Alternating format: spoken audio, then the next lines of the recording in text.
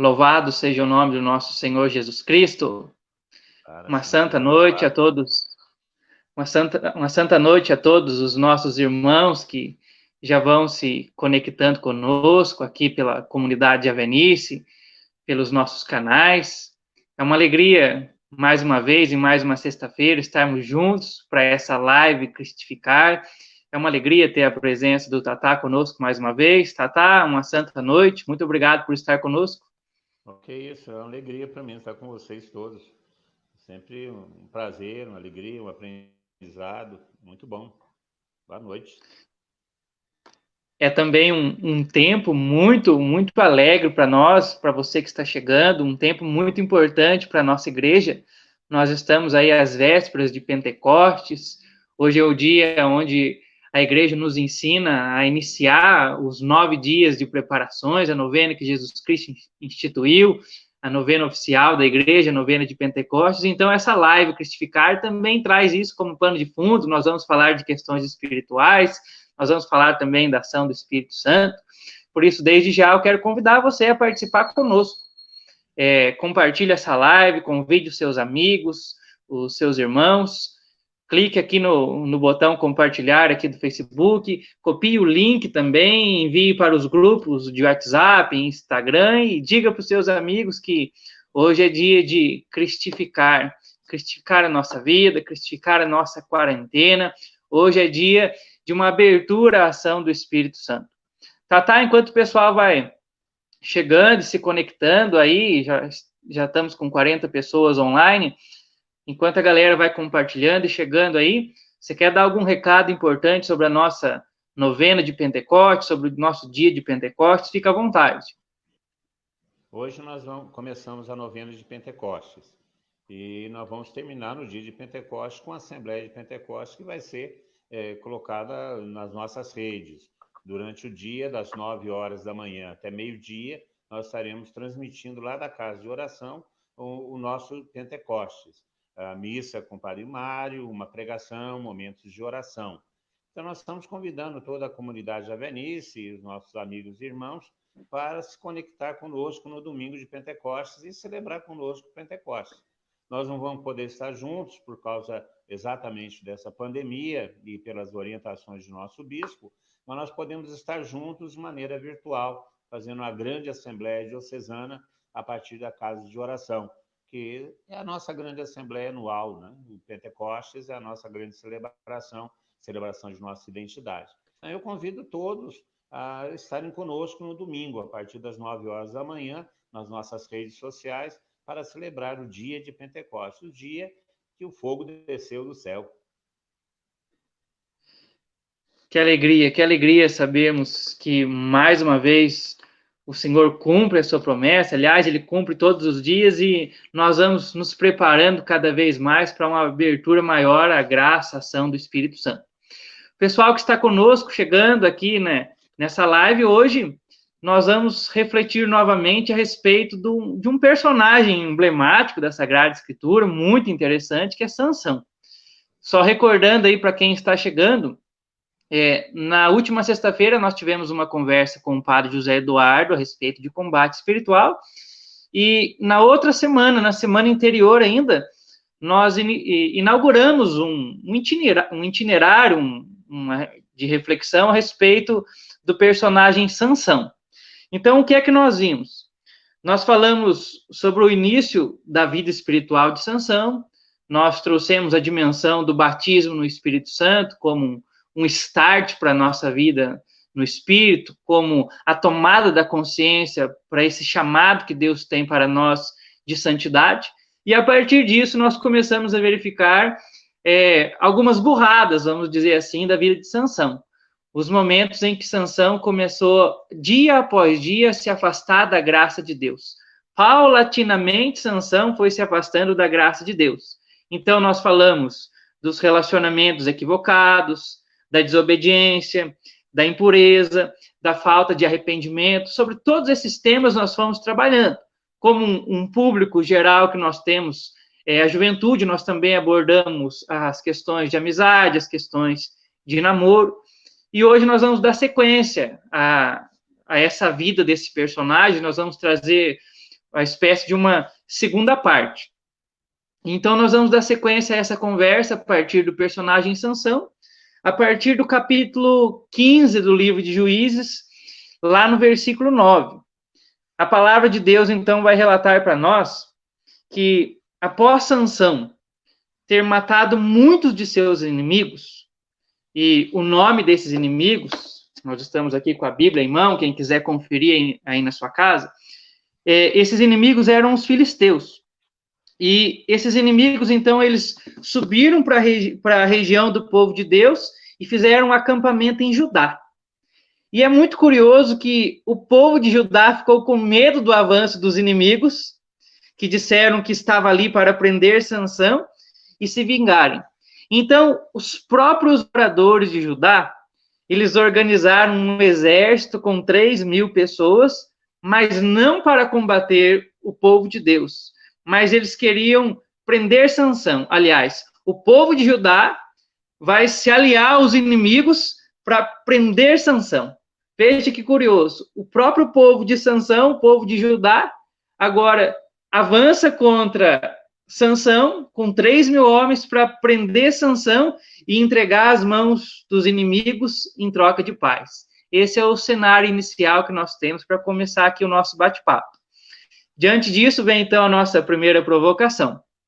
É o seguinte, Tata, existe um inimigo que é comum a Sansão e o povo de Deus, os filisteus. E é curioso que o povo, ao invés de lutar contra esse inimigo comum, eles fazem aquilo que aparentemente é mais fácil, que é tentar domesticar Sansão, prender Sansão e entregar Sansão às mãos dos inimigos em troca de paz. Trazendo isso para a nossa vida espiritual. Nós todos que estamos na igreja, nós temos um inimigo em comum, embora nós possamos ter as nossas adversidades. Esse inimigo em comum que nós temos é o pecado. E, tristemente, muitas vezes nós esquecemos disso, que existe um inimigo pior na vida de todos, que é o pecado, e em troca de buscar a nossa paz, o nosso conforto, a gente acaba distanciando do irmão, querendo colocar o irmão na fogueira ao invés de ajudar. Gostaria que você pudesse comentar esse episódio inicial que inaugura a segunda fase da vida de Sansão que nós estamos refletindo. É gozado, né? A humanidade é a mesma, não há muita diferença entre esses povos antigos, que foi antes de Cristo, e a de gente agora. O ser humano é o ser humano mesmo, com seus problemas, as suas manias, né, vamos dizer assim.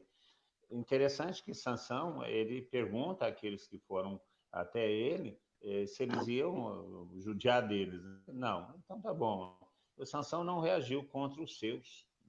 Interessante, ele poderia se levantar contra os seus que o entregaram aos seus inimigos, ele reagiu contra os inimigos, contra a turma de Judá, não, ele se deixou prender. Era um sujeito até bem-humorado, né? Porque era para ele também sair dando pancada na turma que prendeu, como ele fez depois com seus inimigos, com a queixada de burro. O fato é que essa mentalidade, é uma questão da mentalidade. Eu não vejo tanto a questão de você ser contra o irmão ou outro, não. Eu acho que nós preferimos, muitas vezes, estar junto com o pecado e pensarmos com a mentalidade mundana do que realmente se distanciar do pecado e combater o pecado que está entre nós. E, nesse sentido, muitas vezes nós acabamos sendo coniventes com o erro que muitas vezes está no nosso meio, está em nossas comunidades. Isso para não ficar mal, para não romper, para não se tornar desagradável, para não se tornar um radical, vamos colocar assim bem entre aspas. Então, é uma questão de mentalidade. Muitas vezes nós preferimos aliar a mentalidade mundana, não rompendo com ela, do que realmente combatê-la dentro de nossas próprias comunidades. E aí, muitas vezes, para ficar com a mentalidade mundana, não combatendo a mentalidade que se estabelece muitas vezes entre nós acabamos por discriminar ou nos afastar daqueles que, por acaso, levam a vida um pouco mais a sério. Então, aqueles que levam a vida um pouco mais a sério, levam a santidade realmente mais de uma maneira mais radical, acabam sendo discriminados e colocados de lado porque são mais radicais, são fundamentalistas, são muito exagerados, porque existe uma mentalidade mundana, relaxada, não radical, que é mais fácil aceitar do que romper com ela. Então, eu vejo que esse é o grande problema. O problema não é tanto o rompimento com aqueles que estão no pecado, não. O problema é a mentalidade. Vai entrando dentro de nossa comunidade uma maneira de pensar que é a maneira do mundo, que não é a maneira de Deus pensar, e a gente vai aceitando, nos acomodando muitas vezes a essa mentalidade, a esses procedimentos, a esses valores, e aqueles que não se comportam assim, aqueles que têm a coragem de denunciar esse tipo de comportamento, nós acabamos por nos afastar dele ou colocar para fora de nosso convívio. Eu penso que a figura de Sansão é exatamente essa, né? Como os judeus ficaram mais com medo dos filisteus e não queriam se contrapor aos filisteus, que eram os dominadores daquela região, eles preferiram sacrificar o Sansão, que é o homem radical, que é aquele que vive mais perto das coisas de Deus, do que sacrificar ou correr o risco de se indispor com aquele grupo que era hegemônico. Não. É isso aí. Muitas vezes nós, igreja, para não nos indispormos com a mentalidade do mundo, com a mentalidade pagã, nós acabamos nos indispondo com aqueles que procuram viver a radicalidade da santidade. E isso é um drama que não aconteceu só com Sansão, não. O próprio Jesus Cristo, que esteve entre nós, para viver uma vida radical baseada no conhecimento de Deus.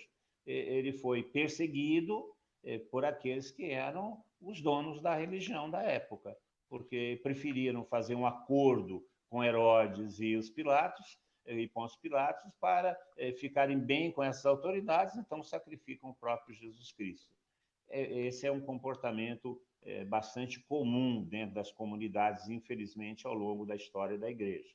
Muitas vezes a igreja mostra isso, que ela é conivente com o poder, é conivente com a mentalidade, para não se indispor com aqueles que podem lhe trazer alguma vantagem. E esse é um pensamento mundano que é denunciado por esse episódio narrado por aí. E não é tanto essa questão de julgar, excluir, porque também tem essa mentalidade, né? Mas não é bem isso, não. Eu acho que a questão é exatamente essa acomodação. E São Paulo vai falar isso na sua carta aos Romanos. Não vos conformeis com o mundo, mas renovai vossa maneira de pensar. Então, São Paulo fala que esse é um risco que existe dentro da comunidade cristã, o conformar-se com o mundo. O conformar-se nos dois sentidos. Conformar no sentido de tomar a forma do mundo.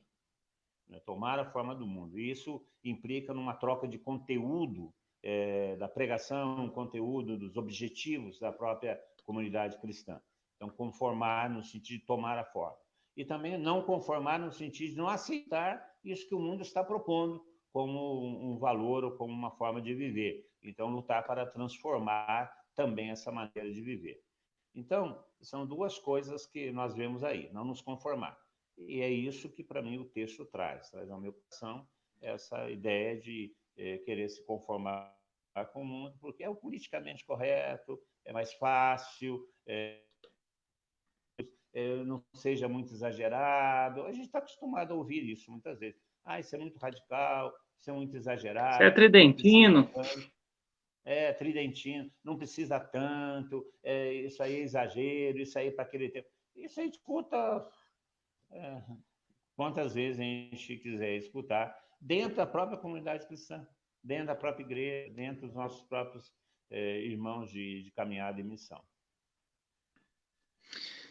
É verdade que nós vimos aqui no texto que Sansão também, ele pisava na bola como nós pisamos, ele tinha os seus defeitos, é sobre isso que nós estamos comentando. Mas também é verdade que, ao mesmo tempo, Sansão era um homem escolhido de Deus, um eleito de Deus.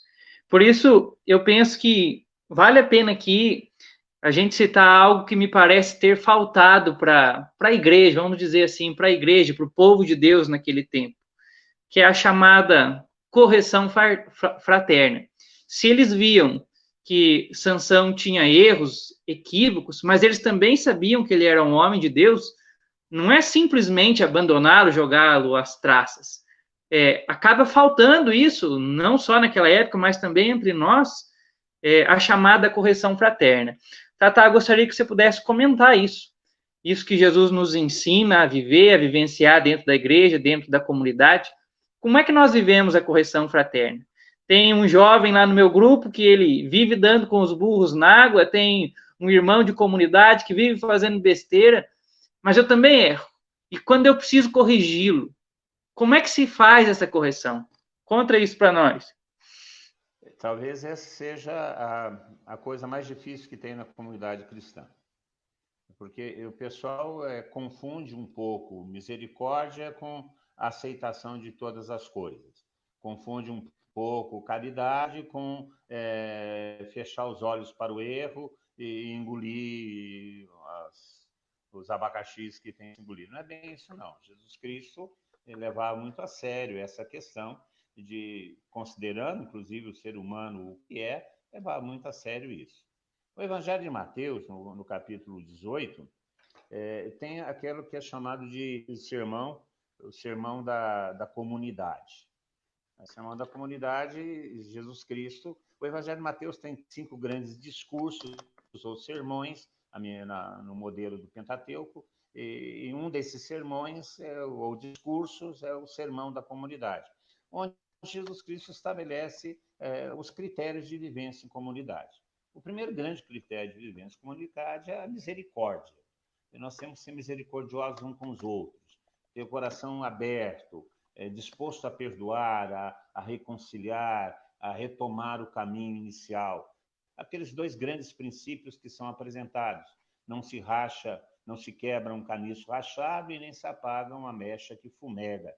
Então, nós temos que levar em consideração que sempre existe a possibilidade de um recomeço. Essa misericórdia, Jesus Cristo, com essa misericórdia, Jesus Cristo tratou aquela pecadora pública que foi perdoada, não foi condenada, mas foi exigido dela que ela não voltasse a pecar. Sobre essa questão, Jesus Cristo, nesse capítulo 18 do Evangelho de Mateus, ele vai falar que você deve corrigir sim o irmão. Você deve corrigir sim o irmão. E deve falar claramente a ele qual que é a sua situação. E Jesus Cristo dá uma pedagogia, um caminho que é duro. Porque Jesus Cristo fala que se seu irmão tiver no erro, você chama ele em particular e fale com ele claramente sobre o que está acontecendo. Caso ele não se emende, você chame mais 1 ou 2 da comunidade para que ele possa ser... porque não posso falar que não foi dito a ele, e chame a atenção claramente na presença de 2 ou 3 elementos de confiança. Caso ele não se emende, leve o caso à comunidade, ou seja, aquele grupo mais amplo de liderança e de responsáveis. Caso ele não melhore, ele deve ser retirado do meio da comunidade. É uma coisa interessante, né? Falar isso. Mas é o que está escrito na Sagrada Escritura. Considerando a misericórdia, considerando a caridade, considerando a finitude, há sempre a possibilidade de voltar, sempre a possibilidade de voltar, mas nós não podemos permitir ou aceitar que seja normal uma pessoa que fique entre nós o tempo inteiro vivendo num erro e sem o arrependimento verdadeiro que implica numa reforma de vida, que implica num firme propósito de viver conforme os ideais e os critérios cristãos. E não é uma punição, é uma escolha que se faz. Para vivermos entre nós temos que ter misericórdia uns com os outros e buscarmos viver a santidade.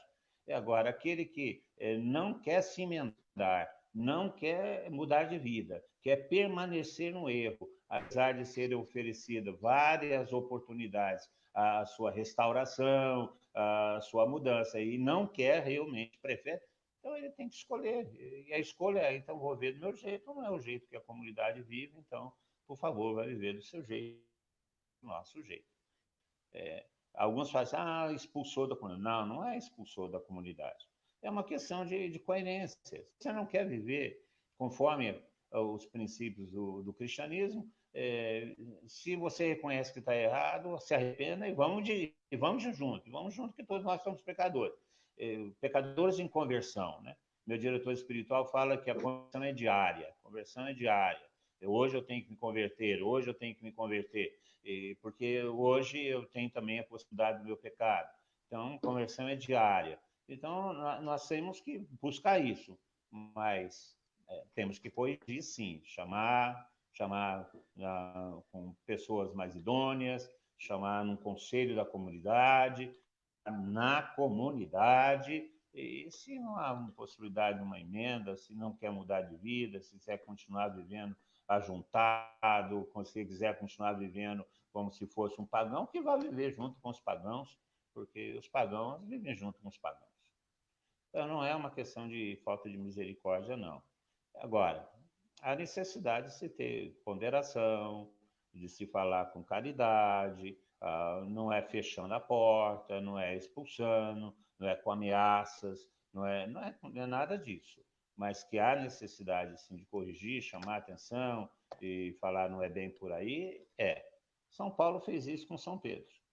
Chamou São Pedro e falou: olha, o que você está fazendo não é correto e não é coerente com aquilo que o senhor falou. O próprio São Paulo chamou São Pedro se corrigiu. Né? Então, São Paulo era um cara duro para Merréis, né? Mas não teve conversa. É o princípio da verdade. Então, não é uma questão de falta de caridade, não. É difícil. Talvez seja a parte mais difícil da liderança, porque isso tem que ser feito com muito amor, com muita misericórdia, não com espírito de vingança, não com espírito legalista de cumprimento de lei, não com o espírito de autoritarismo, de impor uma autoridade. Não se trata disso, se trata da salvação da alma, se trata da salvação do irmão. E para essa salvação ele precisa se mudar e não pecar mais. É a exigência. Mas tem que se chamar a atenção. Não tem que se fechar os olhos, não. Dentro desse clima que nós estamos conversando de correção fraterna, a dificuldade de entender o outro, nós estamos às vésperas de Pentecostes e nós sabemos que o Espírito Santo ele é o Espírito da unidade. É próprio do Espírito Santo gerar entre nós aquilo que ele, entre aspas, faz na Santíssima Trindade, que é gerar unidade. Tatá, gostaria que você pudesse comentar a respeito da importância da unidade entre os cristãos. Oh, meu Deus. Olha, esse é o grande desejo de Jesus Cristo, né? A oração de Jesus Cristo em João 17. O desejo que está no coração de Jesus Cristo no dia da sua entrega, né? No dia em que, na sua hora, como diz São João, ele reza a Deus pedindo que os cristãos sejam um. E que essa unidade dos cristãos será exatamente o testemunho maior da sua obra salvífica entre nós. É porque nós, os cristãos, vivemos nessa unidade, é que se crerá no Evangelho. E isso é um fato, né? A questão, hoje em dia, a questão da unidade dos cristãos é muito discutida. Existem no Brasil diversas iniciativas, no mundo diversas iniciativas que buscam a unidade dos cristãos, o Em Cristo, a comunidade Um Só Coração no Rio de Janeiro, do Isaías. Então, existem diversos movimentos. O pastor Efigênio, que trabalha com a unidade dos cristãos em São Paulo. Então, existe um movimento muito grande quanto a isso.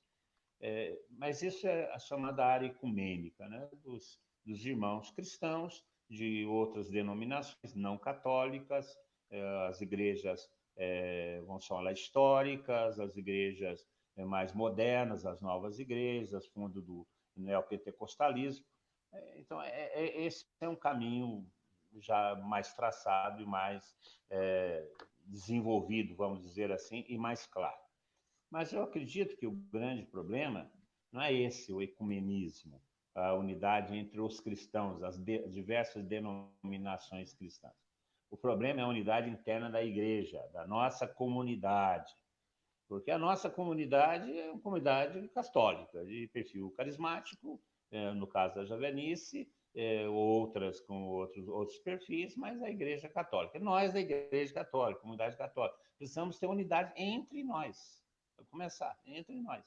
Porque nós somos donos do nosso pedaço, somos donos do nosso quintal e achamos que o nosso quintal é a totalidade. Quando você pensa que a parte é a totalidade, você rompe a unidade. Porque a unidade, ela supõe a diversidade, porque a unidade cristã é comunhão, não é uniformidade. Eu sou uma parte, eu expresso um aspecto dessa realidade cristã como um todo. Então, eu tenho que saber que eu sou uma parte, não sou a toda a verdade. Então, tem que estar aberto ao outro, ao que o outro vive, à forma com que o outro encara a mesma realidade que eu encaro, e podemos somar dessa maneira as nossas experiências. Porque na medida em que nós formamos a comunhão, que é o sinal de nossa unidade, o Espírito Santo está presente, porque os carismas do Espírito Santo vão apresentar-se a uma igreja inteira, e não somente a uma parte da igreja.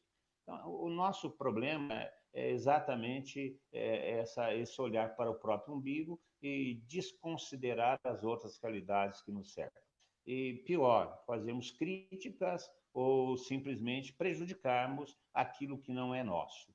Então, essa visão de que se não é meu é ruim, se não é meu não tem que dar certo, se não é minha iniciativa não presta. Então, essa visão que muitas vezes existe dentro das nossas comunidades é o que rompe a unidade e enfraquece tremendamente a ação evangelizadora e se torna um escândalo para o mundo, um escândalo.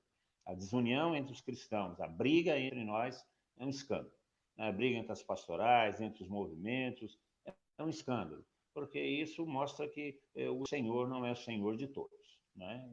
Porque se Ele é o Senhor e é o Senhor de todos, todos deveriam estar a seu serviço. Então, a unidade dos cristãos, tirando essa parte que eu acho que não é o caso aqui, que é um vasto assunto, a tal do ecumenismo, o que já se andou nisso aí. Não é aqui. Eu acho que aqui é uma questão interna. Como nós cristãos católicos temos que viver a unidade, considerando o outro que pensa diferente, que vê diferente, mas que somos filhos do mesmo Pai, servos do mesmo Senhor, pregadores do mesmo Evangelho. E isso se dá pela comunhão. Existem alguns perigos ou inimigos da unidade. O principal inimigo da unidade é a inveja e a fofoca, né? A maledicência. Falar mal do outro, invejar o que o outro está fazendo e desejando mal para que as coisas não dê certo, porque não são aquelas que se está produzindo. Então, a maledicência, a inveja, é o que mais destrói a unidade dentro da nossa própria igreja. E isso provoca escândalo, como eu disse. E as pessoas acabam ficando desinteressadas por um evangelho que prega contra o outro e que não está aberto a outro da sua própria fé. Então, eu penso que a unidade é uma grande conquista. É o desejo de Deus. É o desejo de Deus. Que, olhando a nossa unidade de cristãos, possam crer que Ele foi o enviado do Pai. Nós estamos longe disso ainda. Nosso diálogo ecumênico tem dado grandes passos, mas ainda estamos longe disso. Internamente, dentro da própria igreja, a Igreja Católica no Brasil, ainda nós estamos longe dessa unidade. Caminhamos para ela, mas estamos longe ainda. Dentro de nós, comunidade javenice, que temos uma porção menor, onde seria mais fácil essa unidade, mesmo entre nós, existem dificuldades ainda a serem vencidas. Existem ainda bolsões de não comprometimento com uma comunhão, não é uma uniformidade de visão, mas é uma comunhão de missão, respeitando as individualidades, como Jesus Cristo fazia. Então, a unidade sempre vai ser um problema, porque é o grande desejo de Jesus Cristo e esse é o grande ataque do diabo contra as comunidades cristãs. Romper a unidade, criar ranços para a comunhão, criar antipatias e simpatias, tirando o esforço, esvaindo todo o esforço cristão da missão. é um tema que valeria a pena nós esticarmos uma outra hora, porque é um tema fundamental para nós entendermos o cristianismo no mundo hoje. Com certeza, vamos pensar numa conversa direcionada para os pontos da unidade, já que faz parte da essência da nossa vida cristã. Mas tocando o barco aqui na vida de Sansão, para trazer pontos de reflexão para nós, logo após esse problema de unidade, de correção fraterna, esse problema entre o povo de Judá e Sansão, a palavra vai nos falar que o próprio povo de Deus, então, amarra Sansão, esses 3.000 homens vão amarrar Sansão em 2 cordas para entregá-lo ao inimigo. E aí, logo em sequência, a palavra de Deus, a Sagrada Escritura, começa a nos dizer que então Sansão ele é tomado do Espírito do Senhor e com a sua força retomada, ele vai arrebentar a corda como se arrebentasse um fio qualquer. E aí o texto em seguida vai dizer que ele viu então uma queixada de burro, um pedaço de osso daquele animal, e ele avançou contra os inimigos e matou 1.000 homens. Ou seja, Sansão, ele retoma a sua vida no espírito, ele combate de novo os seus inimigos. E aí, logo em seguida, no versículo 18, fala que após essa façanha, ele sentiu sede. Sansão sentiu sede e suplicou água a Deus. Nós estamos às vésperas de Pentecostes, e é por isso que eu quero frisar esse 4º ponto. Gostaria, Tatá, que você comentasse a respeito dessa realidade espiritual. Aquele que bebe do Espírito Santo, ele tem sede das coisas de Deus. A sede das coisas do mundo é diminuída e surge uma nova sede, que é a sede das coisas de Deus. Gostaria que você comentasse especificamente a respeito da sede. Ok, dá 1 minuto para mim que eu vou abrir uma porta aqui, que tem um cachorro que está aqui e está querendo sair, daqui a pouco ele vai latir e vai fazer atrapalhar o nosso caminho. Espera aí, 2 minutinhos. Pessoal que está acompanhando a nossa live, que chegou agora, enquanto nós aguardamos o Tatá, nós estamos falando a respeito do personagem Sansão. Nós já vimos as desavenças entre Sansão e o próprio povo de Deus, e agora, numa retomada espiritual de Sansão, nós vamos comentar a respeito da sede. Fica à vontade, Tatá. Eu vou te falar a verdade, essas são as coisas do lar. Aqui em casa, uma cadelinha que não mora com a gente aqui, da Tânia, já faz anos, né? Então, eu estava aqui na cozinha onde eu estou, na copa onde eu estou, e está trancada a porta e ela queria sair, daqui a pouco ela ia começar a latir, aí ia ser um Deus acuda. Aí não há queixada de burro para acabar com ela. Interessante essa passagem da queixada de burro que Sansão se utiliza, ou de jumento, conforme a tradução, que Sansão se utiliza para matar os filisteus, é utilizada por São João Crisóstomo, quando falava a palavra de Deus e tal coisa, como que ela pode abater os inimigos. E ele falava exatamente, se uma queixada de burro pode matar, né, tantos filisteus, ele que é uma queixada de burro também poderia abater muitos inimigos da fé, se for um instrumento na mão daquele que é o Senhor, que é Jesus Cristo. É fantástica a imagem que ele fala da queixada de burro, né? Nós que somos mais do que burros, podemos fazer muito mais coisas que uma queixada de burro, quando bem utilizada. Então, essa questão da vida no espírito é interessante. Sansão, ele as cordas, porque ele é um homem forte, está ainda na fidelidade de Deus, portanto, em pleno uso de sua função. Então, ele destrói realmente os inimigos, porque é para isso que ele foi ungido pelo Espírito Santo. Então, esse é um momento da vida no espírito de Sansão, e Sansão tem sede. Interessante que esse ano, o nosso Moisés, sobre a sede, aquele livro do Tolentino, do cardeal Tolentino, Elogio da Sede, trata exatamente desse sentimento, dessa busca fundamental do homem. Santo Agostinho é essa busca, né, sobre essa insatisfação do coração do homem enquanto não encontrar-se verdadeiramente com Deus, enquanto não se encontrar com a verdadeira fonte de água que sacia a sede.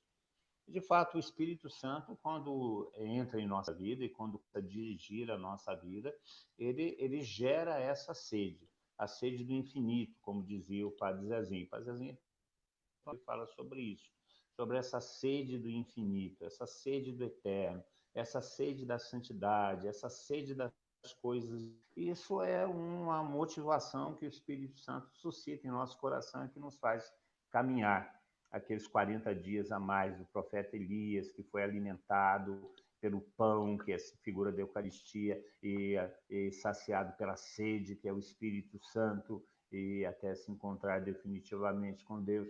Então, essa sede que Sansão sente é exatamente essa sede do Espírito, que é diferente da sede do mundo. O mundo nos propõe uma saciedade com coisas passageiras, porque o mundo, sendo finito, sendo temporal, ele não pode oferecer uma outra coisa senão algo temporal, algo finito, algo que não atinge aquilo que nós somos. Nós temos um desejo de transcendentalidade, um desejo do eterno. E o mundo, não sendo assim, ele não pode nos oferecer algo que sacia.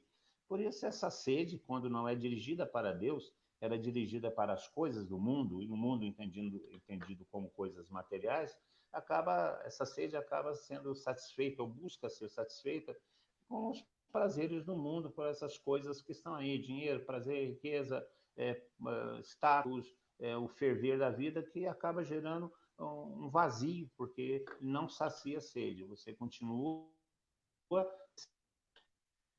sem se saciar, porque não existe uma água que sacia a sede, e essa água é Jesus Cristo quem dá, e essa água é o Espírito Santo, como ele disse para a samaritana. Então, Sansão experimenta dessa sede. É uma sede que provoca o caminhar no Espírito, é uma sede que provoca outra sede maior, que é de mais amor, de mais santidade, de mais se encontrar-se com Deus. E isso é próprio da vida no Espírito. A vida no Espírito é essa vida do caminho, um caminho de saciedade, de buscar a saciedade. Nós só vamos estar saciados de Deus quando o nosso coração repousar nele, como diz Santo Agostinho. Mas é bonito, é próprio do Espírito, ter sede, essa sede de Deus, esse desejo de Deus, essa fome de Deus. Isso é o Espírito Santo que suscita em nós. Aleluia. E eu já faço o apelo para o pessoal, eu trazia a pergunta, aí você tem sede de Deus? Se você tem sede de Deus, nós vamos nos alimentando com essa reflexão e ao final dessa live, com certeza nós vamos pedir que Jesus tenha misericórdia de nós e venha saciar a nossa sede de vida com a graça do Espírito Santo. Seguindo a nossa conversa aqui, a partir da sede, nós vamos verificar aqui que Sansão ele vai ter uma nova recaída. Já no capítulo 16, ele vai ao encontro. Sansão, maldito homem velho. Sansão, no capítulo 16, ele vai ao encontro de uma prostituta e os inimigos vão rodeá-lo.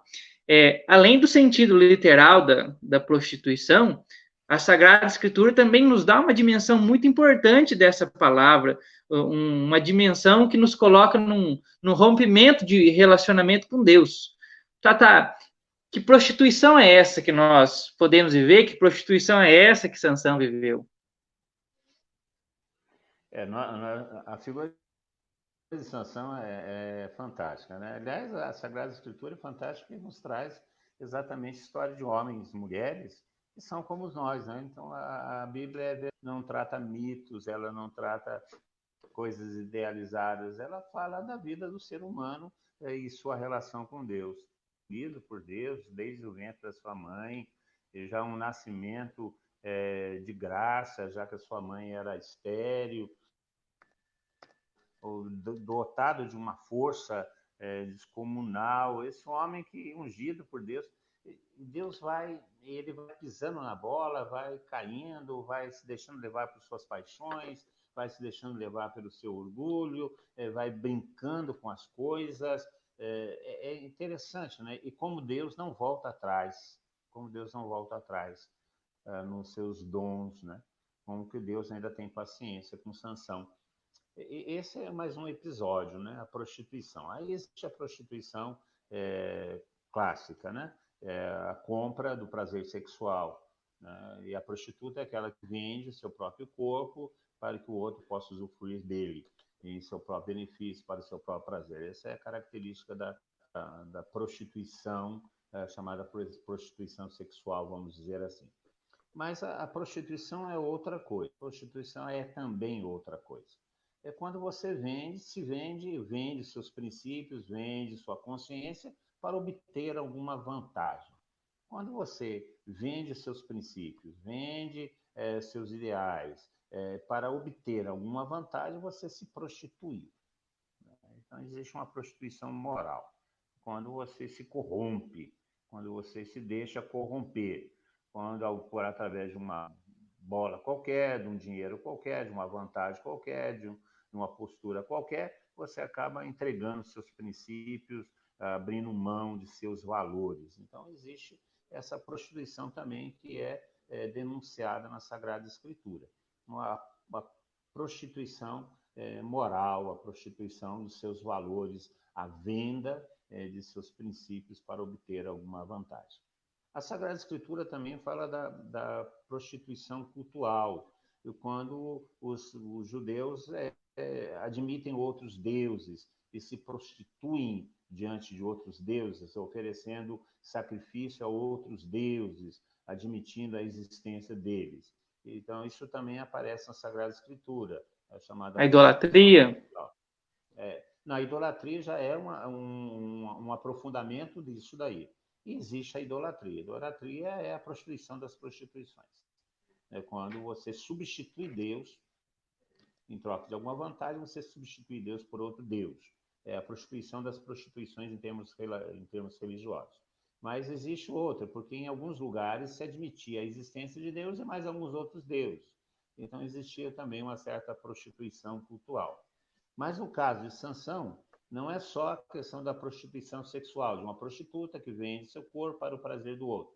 Aqui existe também a prostituição da aliança. Ele rompe por causa de um prazer, por causa da busca de um prazer imediato, ele rompe aquela aliança, aquele trato que ele tinha com Deus.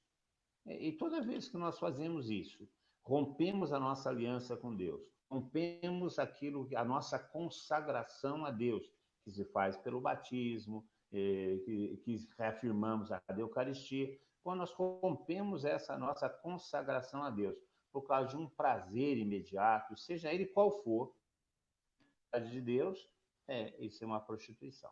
Aqui, no caso, é o sexo fora do matrimônio, né, que é o que caracteriza.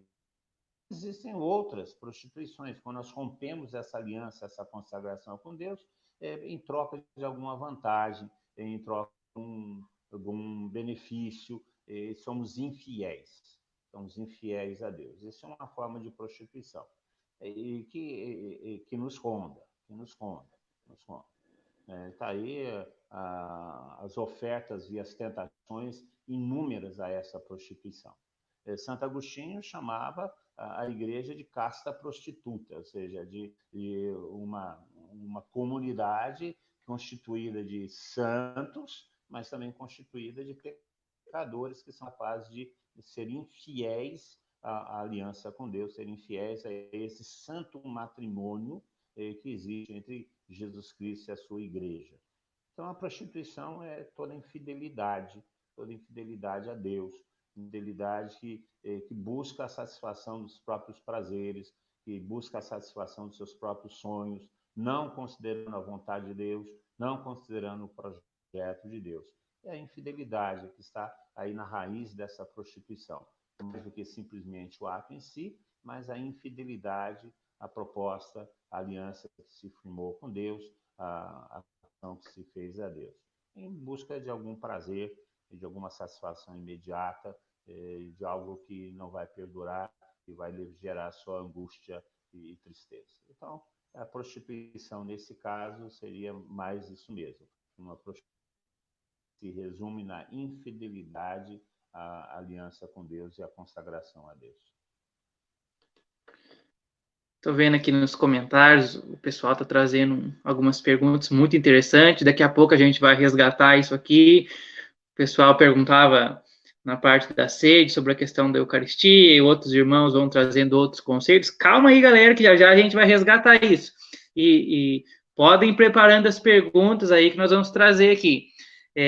Avançando aqui na nossa conversa, a respeito da vida de Sansão, o que nós acabamos de ver é que Sansão não aprendeu.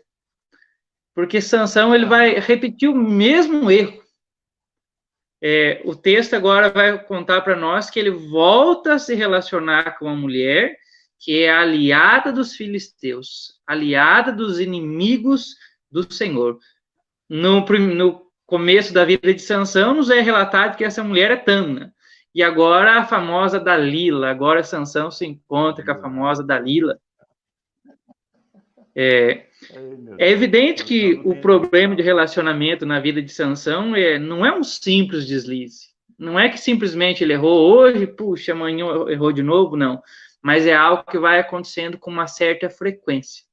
Nós podemos dizer que os problemas de relacionamento, os problemas da ordem sexual na vida de Sansão se transformaram num vício. Nós estamos entrando num ponto onde isso mexe demais com todas as pessoas. Nós podemos dizer que todos têm algum tipo de vício, mas isso é muito forte, principalmente na vida da juventude. É muito comum nós fazermos os nossos encontros, os nossos retiros, e jovens desesperados virem até nós relatando problemas que alguns a gente não sabe nem dimensionar aquilo. A gente ouve e fica de cabelo em pé, e sempre a respeito de um vício. Gostaria que nós pudéssemos entrar nessa área que é muito importante para todos nós. O que é um vício? E como sair dele? Primeiro, vamos definir exatamente o que é um vício e depois, como é que nós podemos sair desse vício? O vício é um comportamento, né? Um comportamento continuado, obsessivo, que tem uma certa força sobre a pessoa, de tal forma que a pessoa se sente obrigada àquele ato, àquela prática, em busca de uma satisfação ou alívio de uma pressão interior. Né? É um comportamento continuado, uma obsessão continuada, que gera uma cadeia, que gera uma prisão, que gera uma escravidão. A pessoa fica escrava de seu vício, ela fica dependente do seu vício. Ela precisa de fazer aquilo, em todos os aspectos da palavra consumo, para que exista uma certa satisfação, ou ele entre um certo habilidade. Então, é uma compulsão, é um comportamento continuado, uma força interior que obriga, é como se fosse uma força exterior que determina aquele tipo de comportamento. Os vícios nascem de várias formas, de traumas, de pequenos pecados ou pequenos comportamentos que não foram corrigidos, de falha de caráter, ou daqueles sete pecados, vamos dizer assim, que alguns autores espirituais mais antigos também chamam de vícios capitais. É a preguiça, a luxúria, a ira, a vaidade, a preguiça, que são também elementos que podem gerar esse vício, esse comportamento continuado, como se fosse uma obsessão que possui um certo poder sobre a vida da pessoa que os possui. Por exemplo, o vício é dependência química, vamos falar assim. É um vício. A pessoa consome drogas e, se não consumir aquelas drogas, sofre pela falta das drogas. É um vício. Há uma dependência química daquele elemento para que ele viva estabilizado. O álcool, a dependência do álcool, é uma dependência química também. Então, existem outras dependências, dependência da pornografia. Existem pessoas que são dependentes da pornografia, não conseguem deixar de assistir um site, de ver uma imagem, e se sentem compulgidos, se sentem como que obrigados com a força interior a fazer essas consultas a acessar esses espaços. Então, são esses comportamentos: viciado em sexo, viciado em jogo, viciado em mentiras, continuados, que são obsessivos, que têm uma força de pressão interior que faz com que a pessoa cometa aqueles atos ou tome aquelas atitudes quase que de uma maneira automática determinada por ele. É uma coisa complicada o vício, porque uma vez adquirido, ele cria raízes e os subvícios dentro da pessoa, porque ela vai criando uma mentalidade. E a pessoa procura esconder esse vício ou justificar esse vício para que ele não saia daí, porque ele permaneça ali, porque ele dá uma certa segurança. E é uma escravidão.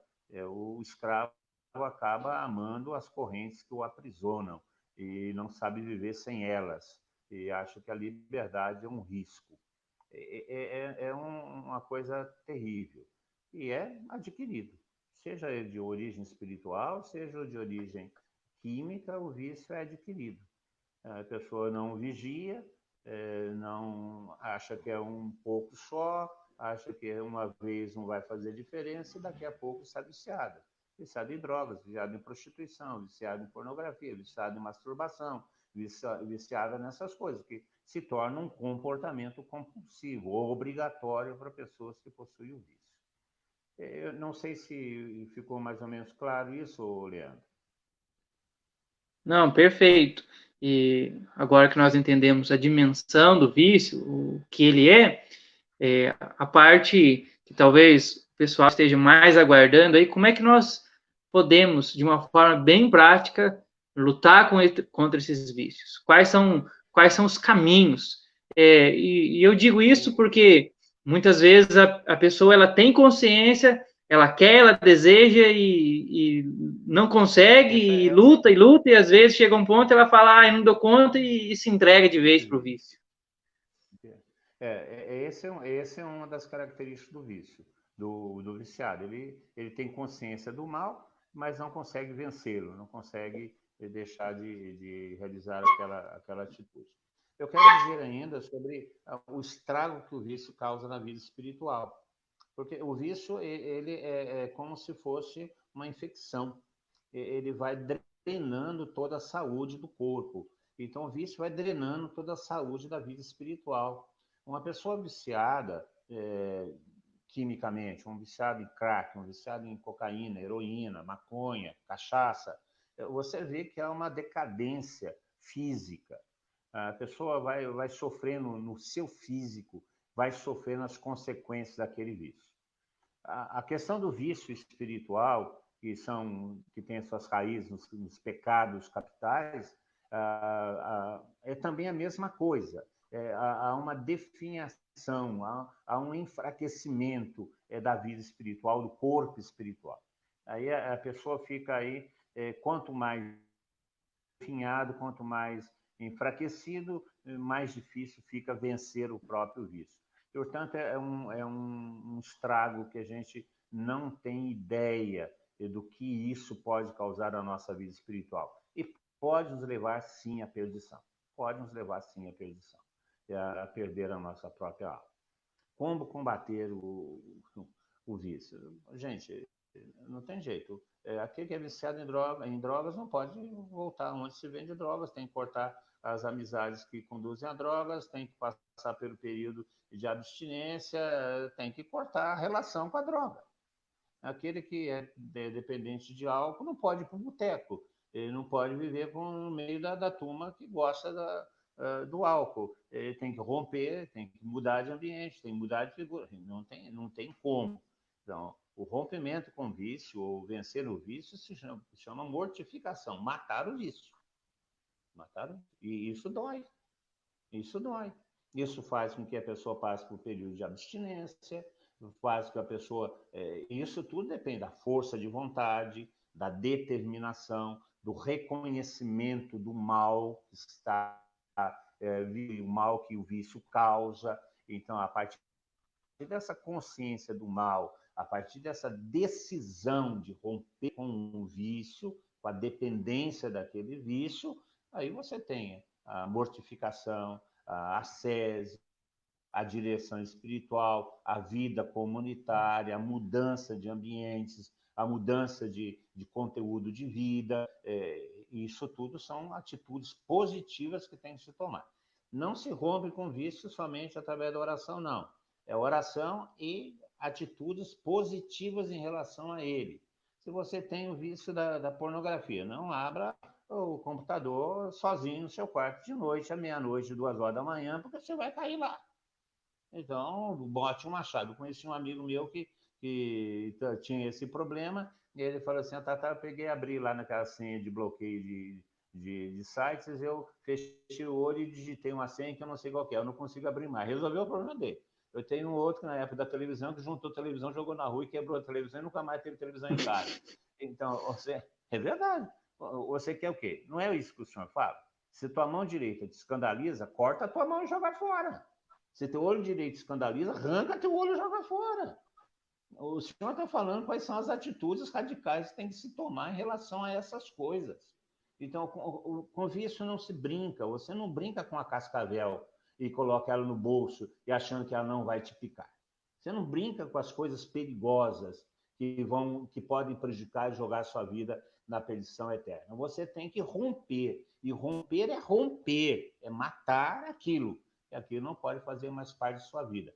Isso é fruto da força de vontade. É claro que essa existe, é claro que Deus dá graça para isso, é claro que não falta a ação e o acompanhamento de Deus, mas é uma decisão que se toma.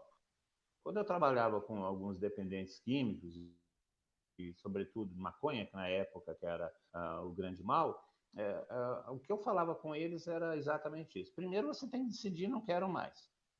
Não é eu que eu posso querer por você, é você que não pode querer para você. Então, se você não quer mais, então eu posso te ajudar. Agora, se você não sabe se não quer mais, não adianta que eu não vou te ajudar, porque você não vai se ajudar. Então, a primeira coisa é a decisão pessoal. Eu não quero mais isso em minha vida. Essa decisão se toma quando você tem consciência do mal que o vício pode trazer à sua vida espiritual. O mal que ele pode trazer à sua vida física. Quando você toma consciência disso e se decide romper com esse vício, a graça atua, e aí existem esses elementos. A ascese, a oração, acompanhamento espiritual, a vida de comunidade, a mudança radical de ambiente, a mudança de amizades. Ah, mas eu vou romper com meus velhos amigos. Que velhos amigos? Os velhos amigos estão levando para o buraco. Isso é amigo. Então, rompimento com os amigos, os ditos amigos, ou seja, uma vida nova. Então, é fácil? Não, não é fácil. Vencer um vício não é fácil. Quem já fumou e abandonou o fumo, que é um vício diante de tantos outros que aí quase nada, sabe o que é parar de fumar de repente. E parar de fumar, você não vai parando de fumar, você para de fumar e ponto. É a mesma coisa aqueles que abandonaram o vício da bebida. Você não vai abandonando, você parou e ponto, porque tem que ser ponto. Senão você não consegue. Mesma coisa, aqueles que são viciados em sites. Não adianta querer, eu vou parar um pouco. Não, não tem parar um pouco, é ponto e acabou. Porque com essas coisas não se negocia. Não é fácil, é possível, mas depende exclusivamente de uma resposta à graça necessária que sempre existe. Mas exige fundamentalmente uma atitude nossa, uma atitude, uma decisão. Eu quero, então Deus nos dá os meios e a força necessária para isso. Sem essa decisão, dificilmente se abandona qualquer tipo de vício, qualquer tipo. Seja dependência química, seja vícios de ordem moral, dos pecados capitais. A prática das virtudes é o rompimento, né? A prática das virtudes, a castidade para quem tem problema com a sexualidade, a honestidade para quem tem problemas com roubo. A prática das virtudes é a radicalidade de fazer contrário àquilo que o vício propõe. Tá chovendo aqui de perguntas, de comentários a respeito desse tema. Pessoal, já a gente retoma e eu vou trazer as perguntas aqui. Nós vamos fechar a nossa caminhada aqui a respeito de Sansão, nós já vamos para o penúltimo ponto. Chegamos já na parte final da vida de Sansão. Nós vimos que Sansão ele é chantageado por Dalila, dia após dia, ela vai mexendo no emocional dele, até que ela consegue que Sansão venha entregar o ouro, contar qual é o segredo para os inimigos, qual é o segredo da sua força, que o segredo está no seu cabelo, que representa a sua consagração a Deus. Então, e ao abandonar totalmente a sua consagração, ele vai ser dominado pelos inimigos que furam os seus olhos e o prendem e o colocam para trabalhar para o próprio inimigo. Isso é muito curioso. Eles não apenas prendem, mas eles vão fazer com que ele trabalhe em função do inimigo. Que cegueira é essa que o pecado gera? Que prisão é essa? E o que significa trabalhar para o inimigo? Veja, é interessante o trabalho de Dalila com... Ela vai dia a dia propondo, cutucando, conquistando algumas meias-verdades, e Sansão vai...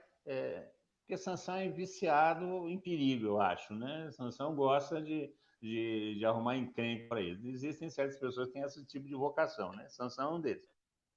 E Dalila é a figura da tentação, né? Na literatura espiritual, Dalila é a tentação. A tentação ela nunca desiste. A tentação nunca vem uma vez só. A tentação vem sempre. E a tentação vem sempre no nosso ponto fraco. Quem diz que o diabo é feio, né? E Dalila vai lá, né? E Sansão deita no colo da Dalila acaricia seus cabelos, e vai falando no seu ouvido, ele vai relaxando, vai confiando no inimigo. É o processo de sedução do diabo, né? De sedução do diabo, que pega a nossa parte mais fraca, no caso era a fraqueza de Sansão, que eram os seus relacionamentos, a sua segurança. A gente vê isso, o Sansão, apesar de ser um homem forte, era um homem seguro afetivamente, então não cuidou dos seus afetos, então Dalila se aproveita disso. Então Dalila é a figura da tentação, que leva o homem à cegueira, né? Você perguntou da cegueira, que leva o homem à cegueira. Que cegueira é essa? É a cegueira de não ver as coisas de Deus. O pecado e a tentação nos fecham ao que Deus nos propõe. Nós passamos a olhar com outra ótica aquilo que Deus nos propõe e não enxergamos aquilo que Deus quer para nós. Deus tinha um projeto extraordinário para Sansão. Sansão era o líder do seu povo, o libertador do seu povo do inimigo filisteu. E ele não foi capaz de enxergar isso, enxergou somente a satisfação imediata de seus desejos, aquilo que ele queria de imediato. É a figura lá de Jacó e Esaú, que troca a primogenitura, a bênção da primogenitura, por um prato de lentilha, pela satisfação imediata de sua fome, e tantos outros fatos que existem na Sagrada Escritura de pessoas que acabam se tornando cegas diante das promessas de Deus pela satisfação imediata de seus desejos. Então, é a cegueira causada pelo pecado. O pecado não nos permite ver o projeto de Deus, não nos permite ver o que Deus pensa para a gente. A tentação tenta exatamente obstruir essa visão. É o caso de Adão e Eva. A tentação faz com que da serpente faz com que Eva não perceba que existem todas as árvores do paraíso, não só aquela, e somente aquela pertencia ao Senhor. Então, essa é a cegueira de não perceber a vontade de Deus, ou observar a vontade de Deus numa perspectiva que nos é contrária, nos é a favor. Então, foi o que aconteceu. Então, Sansão perdeu a visão. Ao cair na tentação de Dalila, ao romper a sua aliança com Deus, que é isso que significa o corte das 7 tranças de Sansão, ele perde a visão de Deus. Perde a visão de Deus e se torna escravo de seus inimigos, escravo do seu pecado, escravo daqueles que querem destruir o povo de Deus. É terrível o que pode acontecer com uma pessoa que perde a vida no espírito e não persevera na vida no espírito, se deixa levar pelas paixões humanas pelas paixões mundanas, perde a relação com Deus, e se deixa dominar por seu temperamento e pelos seus vícios, fica na situação lastimável que ficou Sansão, um grande herói. O que é trabalhar por inimigo? Existe uma frase no Evangelho que a gente não gosta muito de ouvir, não. Está no Evangelho de Mateus, capítulo 12. Jesus fala assim: quem não está comigo está contra mim. Quem não ajunta comigo, espalha. Então, o que é trabalhar contra Jesus Cristo? É não ser de Jesus Cristo. Não tem outra palavra. Não adianta falar assim, se não é com Jesus Cristo, é contra ele. E se não está trabalhando para juntar com Jesus Cristo, está trabalhando para espalhar. Quem que é o inimigo? É aquele que não trabalha para Jesus Cristo. Quem que é o inimigo? Aquele que não ajunta com Jesus Cristo. Essa é a definição do próprio Jesus Cristo. Então, é muito simples. Você trabalha para a obra do Evangelho, você é nosso. Você trabalha contra a obra do Evangelho, você está trabalhando para o inimigo. É uma resposta, vamos falar assim, que é radical e fundamentalista. Pode ser radical, fundamentalista e inventivo, mas está na Sagrada Escritura. Se você está trabalhando para evangelização, para pregação do Evangelho, para juntar pessoas para Jesus Cristo, você está trabalhando para Jesus Cristo. Se você está trabalhando para atrapalhar o Evangelho, para dispersar as pessoas, para levar essa cultura mundana, para promover a porcaria, para promover... Você é até inimigo, está trabalhando para o inimigo. Se você está dentro da comunidade e não trabalha para o Evangelho, trabalha só para fofoca, só para atrapalhar a vida dos outros, só com a sua preguiça, só com o seu pessimismo, você está trabalhando contra. Isso é bobagem. Quem não está comigo está contra mim. Quem está juntando comigo está junto. Quem não está juntando comigo está espalhando. É o próprio Jesus Cristo que define quem trabalha contra ele.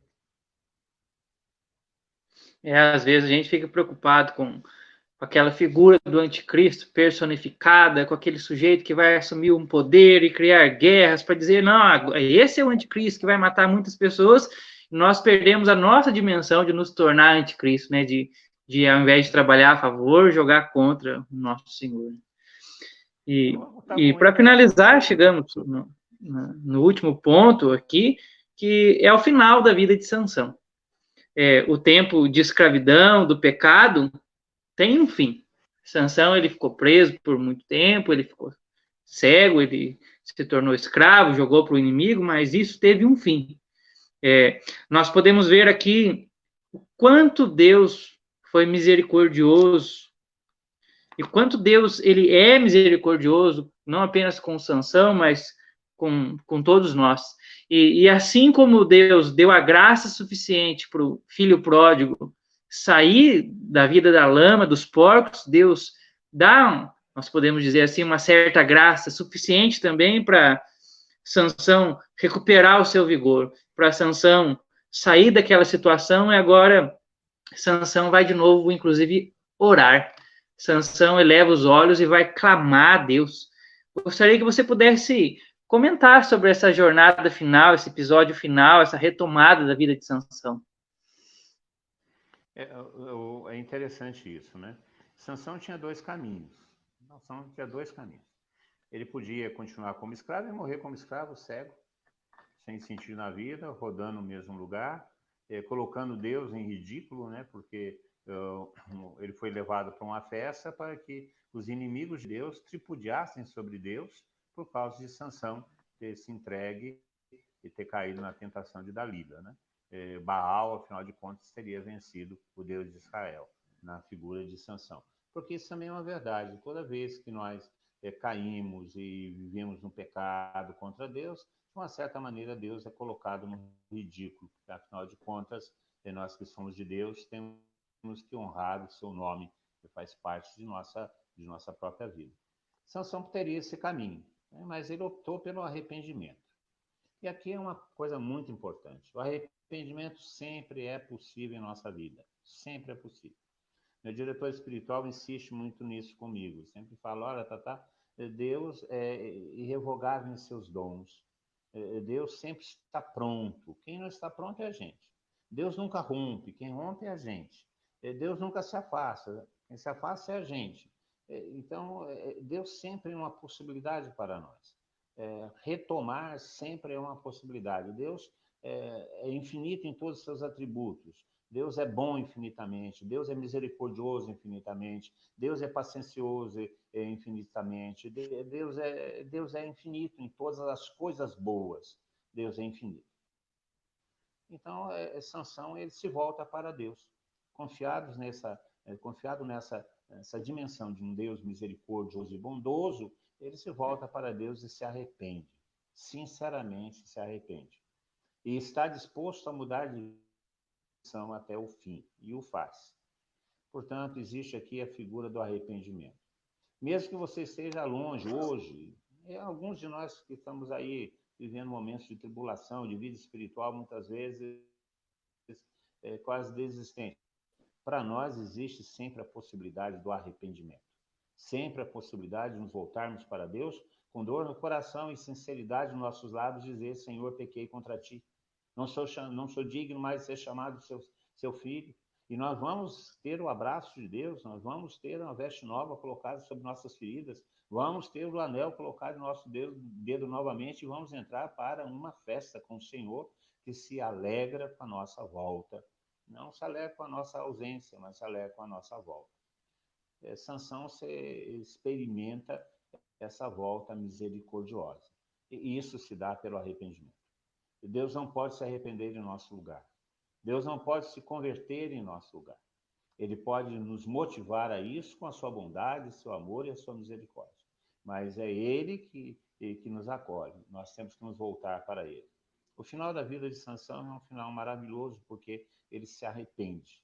Se arrepende, ao se arrepender, ele volta novamente àquela aliança com a mesma força, com o mesmo poder que ele possuía anteriormente. Porque Deus restaura Sansão a partir de seu arrependimento. A volta para a vida no espírito, aqueles que se afastaram dela, se dá por esse caminho, o arrependimento, que é a exigência fundamental que é feita por São Pedro na primeira pregação da igreja. Arrependei-vos. É o arrependimento de nossos pecados, o arrependimento de nossa vida passada, o arrependimento de nossas infidelidades, o reconhecimento de nossa indigência diante de Deus é que vai nos colocar de novo em amizade com Deus. E seremos restaurados pela graça de Deus. A vida final de Sansão, o finalzinho de Sansão, nos dá lição. E pelo arrependimento nós podemos voltar à amizade e à vida no espírito plena, como Sansão experimentou durante a sua vida. Vem Espírito Santo e move em nós hoje o nosso arrependimento. Sim, essa é a grande graça do Espírito Santo. Nós vamos trazer agora as questões aqui, as perguntas, alguns questionamentos, alguns comentários que o pessoal trouxe. Vou trazer o primeiro aqui, não é marmelada, não. Estou trazendo esse primeiro aqui, porque bastante gente comentou na sequência a respeito da Eucaristia. Vou trazer aqui,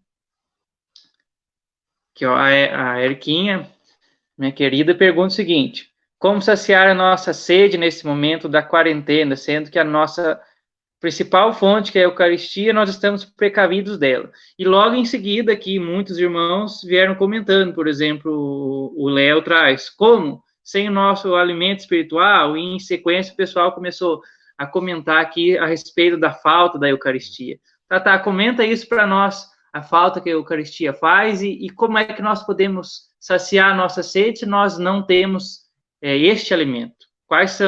O que é que Deus nos dá para esse tempo, já que nós não temos, estamos privados da Eucaristia? Primeira coisa, a gente tem que lembrar que o Concílio Vaticano II fala que o auge, o cume e a fonte da vida cristã é a Eucaristia. Todo sacramento para a Eucaristia e toda a igreja ordenada para a Eucaristia. Portanto, a falta da Eucaristia é bastante séria na vida cristã. Nós somos, no momento, impedidos de participar costumeiramente da Eucaristia por causa da pandemia. Aqueles que têm possibilidade de participar das missas privadas, sendo membro de equipe de filmagem, tal coisa, têm participado e têm conseguido comungar. E aqueles que não têm conseguido, que é a grande, a absoluta maioria da igreja, tem feito aquilo que é chamado de comunhão espiritual.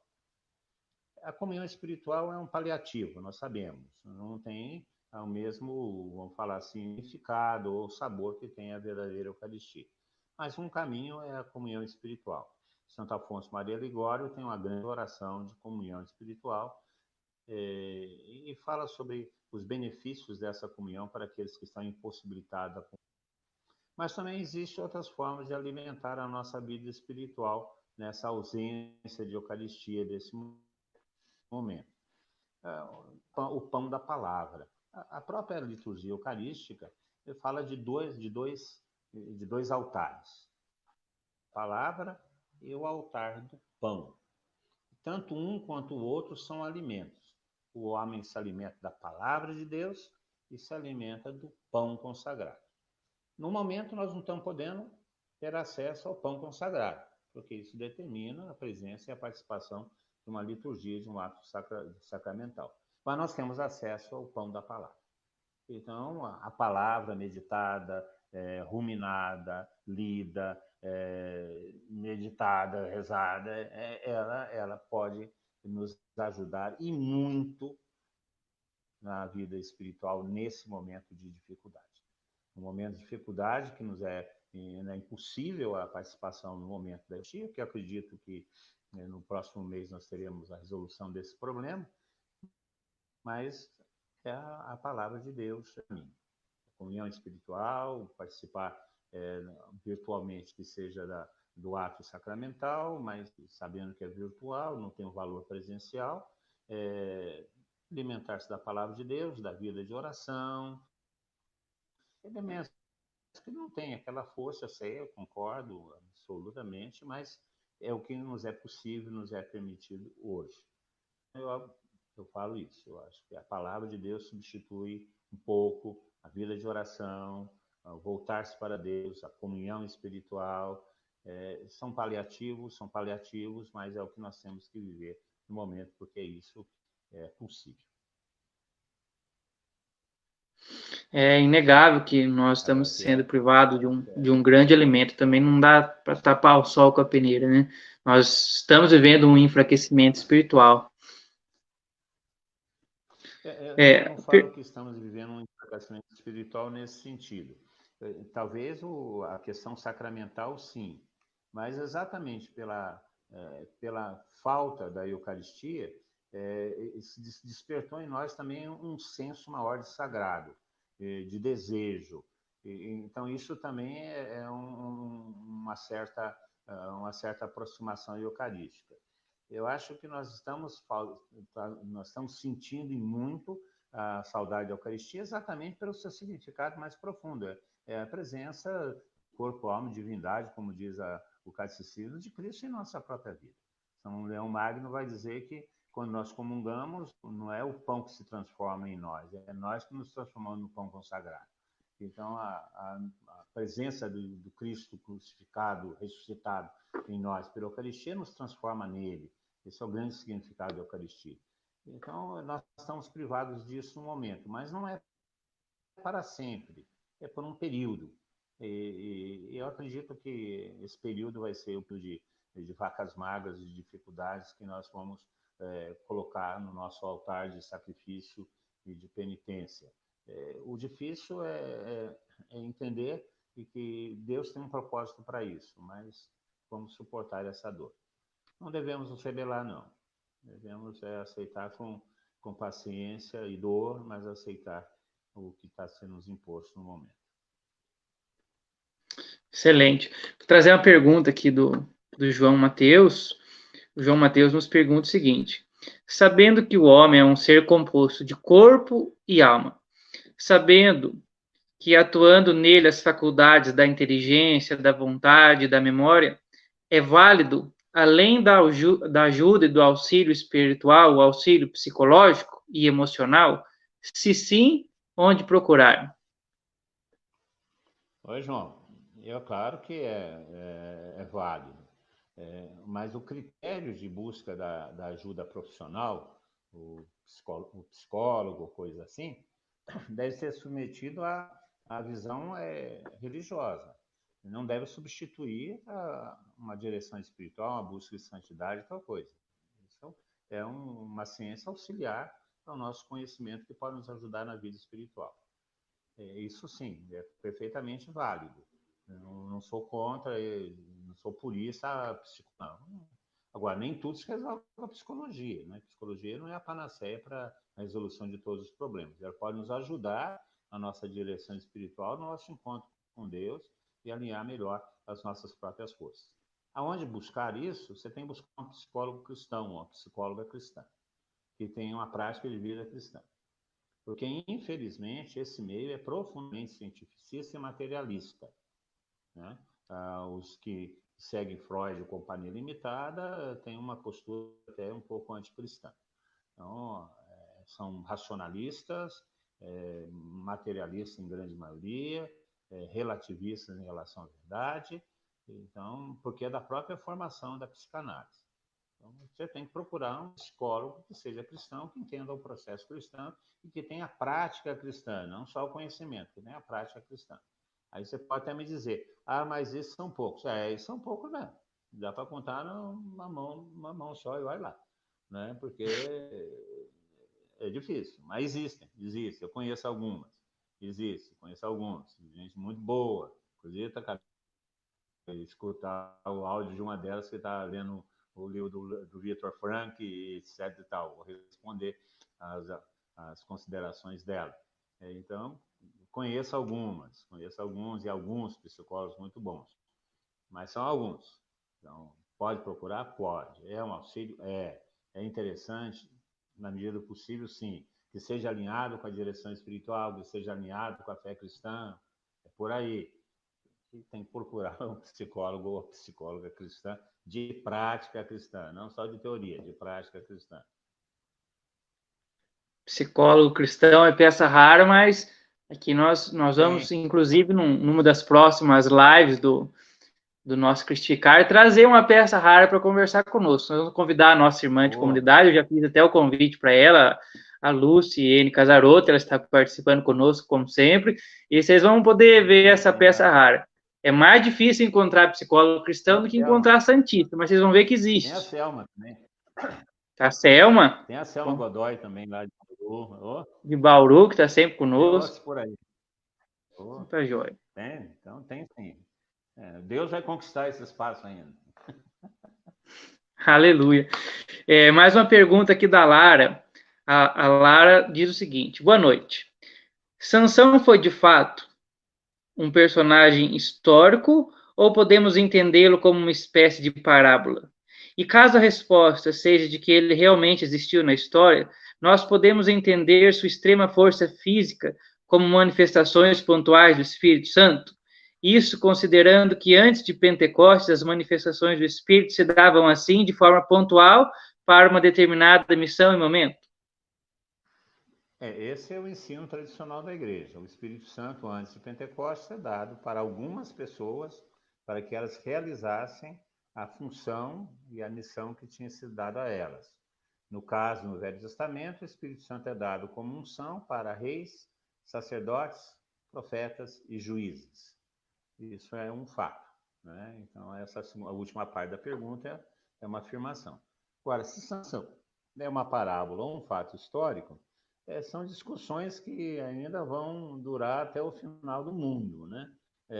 É um fato histórico que pode ser sofrido uma interpretação religiosa desse fato, pode ser uma parábola religiosa como a de Jonas, o profeta Jonas, mas eu vejo que isso não é muito relevante.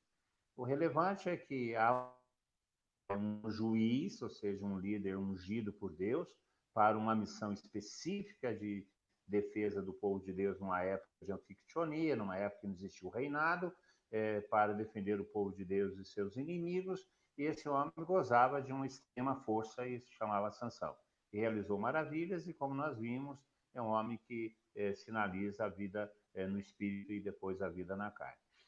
Não é muito assim importante para a história e para o seu conteúdo moral a existência ou não desse personagem. A tendência dos historiadores, dos estudiosos da Sagrada Escritura, a tendência é acreditar que houve, de fato, um homem de Sansão. Que houve um juiz chamado Sansão que liderou o povo de Deus numa certa época da história de Israel. Alguns fatos atribuídos a ele são fatos alegóricos,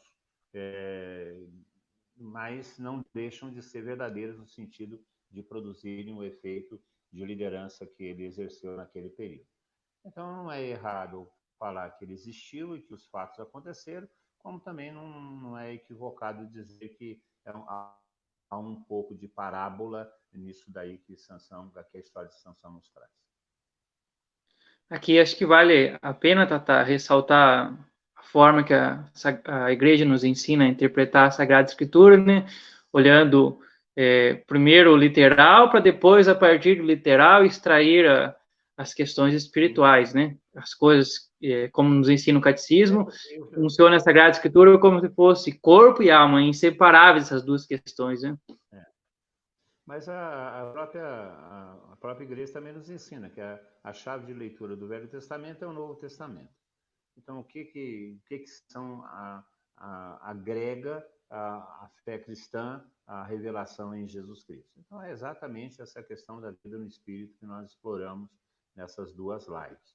Portanto, essa questão da historicidade do personagem, ele não é fundamental para compreender a sua mensagem. Excelente. Voltando para as perguntas a respeito do vício, que tem uma enxurrada aqui, o Ender Oliveira pergunta: seria certo dizer que temos que ter um vício pelas coisas de Deus? Oração, ação, retiros espirituais, mesmo às vezes sendo fracos? Vício nas coisas de Deus? Bom, se eu parto do princípio da definição de vício como uma compulsão para coisas que não me realizam, eu não posso dizer que eu sou viciado em Deus. Não posso dizer. Posso Seria virtude, né? Eu posso dizer que eu tenho uma devoção, que eu pratico a virtude da oração, da caridade, da penitência, e etc. e tal. Então, eu acredito que a palavra vício não se aplica em relação às coisas de Deus. Vício se aplica realmente em relação a outras coisas, em relação ao pecado, aos pecados capitais, às compulsões da carne, de nossas paixões desgovernadas, é por aí. Em relação às coisas de Deus, eu não poderia falar sobre vício nas coisas de Deus, de maneira nenhuma. Aliás, se as coisas de Deus se tornarem vício, é bom repensar essa prática. Se torna um vício, falta liberdade, né? Então é bom repensar essa prática. O Jefferson Nunes, nosso irmãozinho lá de Cambuí, um abraço pessoal de Cambuí que está conosco. Boa noite, Tatá. Como manter um equilíbrio na vida cristã e cotidiana, para não ser tão radical e, ao mesmo tempo, não ser conformado com este mundo? Boa noite, Jefferson. O que é ser radical? Né? Para não ser tão radical, não tem jeito de ser mais radical ou menos radical. Ou se é radical ou não é radical. Não tem muito jeito de mensurar esse negócio, não. Radical significa ter raiz, ter fundamento, ter raiz em. Né?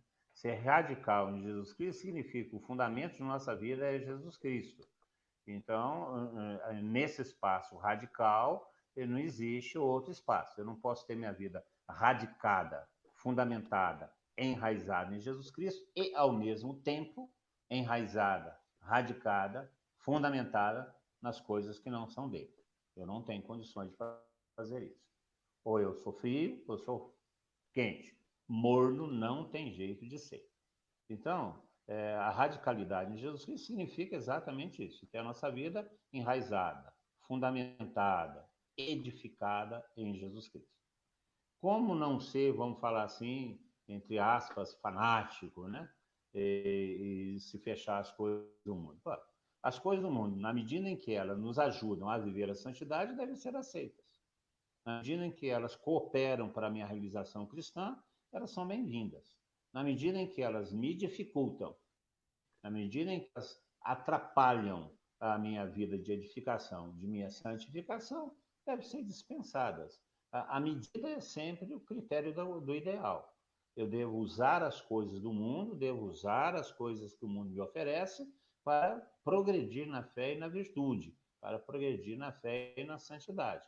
À medida que essas coisas me auxiliam a viver a vida fraterna, o convívio de irmãos, na medida que essas coisas me ajudam a ser mais cristão, a ser mais santo, elas devem ser usadas.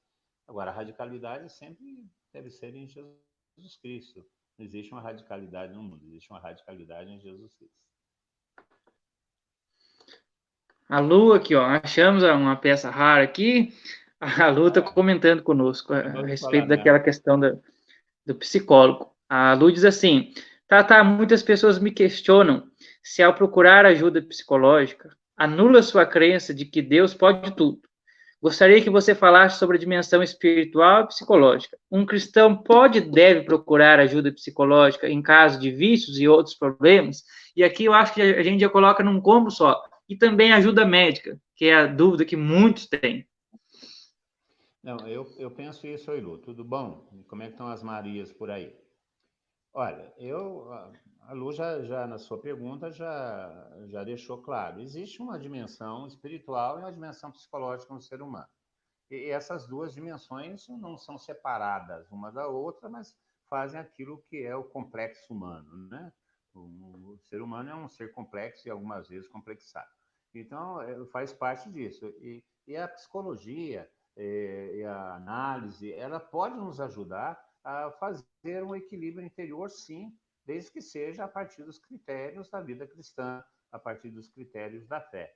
Eu acho que em alguns casos de vício, a ajuda psicológica é necessária, fundamental, ela é indispensável, porque existem certas coisas que estão tão enraizadas no psique, estão tão enraizadas em nossa própria atitude interior, que dificilmente o homem por si só, sem uma ajuda externa, sem uma ajuda que caminha junto, ele consegue se arrancar.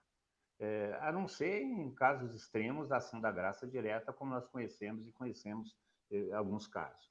Mas tanto a ajuda médica para aqueles que são dependentes, como a ajuda psicológica para aqueles que são dependentes não só de drogas, mas são dependentes de outras práticas não muito saudáveis, são coisas fundamentais, porque o ser humano ele tem essas dimensões, a dimensão física, a dimensão psicológica, a dimensão intelectual, a dimensão espiritual, que são dimensões que têm que ser tratadas corretamente e não ser secundarizadas ou ser dispensadas ou anuladas, de maneira nenhuma. Eu admiro o trabalho dos psicólogos cristãos que trabalham nessa linha de direção espiritual, de recuperação do ser humano, não só no seu aspecto psicológico, mas no seu aspecto espiritual cristão. Admiro o trabalho, acho que é um trabalho complicado, porque o ser humano é complicado, os mecanismos interiores são complicados, e uma ajuda profissional de qualidade é essencial. Tanto ajuda médica também, porque o próprio desequilíbrio hormonal, o próprio desequilíbrio físico, a doença física em si, ela também acaba dificultando a vivência de uma vida cristã mais efetiva e mais saudável. Então, o uso médico, auxílio médico, auxílio de psicólogos e profissionais dessa área, desde que sejam cristãos, né? Volto a dizer, que partam do princípio da vida cristã, que tenham como objetivo a santificação, o alcance do projeto de Deus, desde que sejam isso, eles são profissionais extraordinários. Tem vários padres, inclusive, que estão fazendo curso de psicologia para auxiliar na direção espiritual. Então, Lu, você sabe que eu aceito muito e sou muito preocupado com isso. Se puderem, aqueles que têm dificuldade, puderem ter uma assistência de psicólogos e psicólogas que são cristãs de orientação, seria ótimo.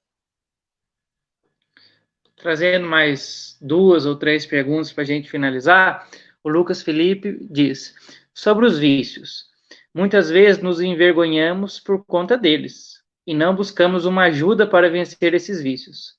Como podemos lutar contra essa barreira do silêncio E como saber com quem devemos buscar esse auxílio? Oi, Lucas. Um dos grandes problemas é exatamente esconder.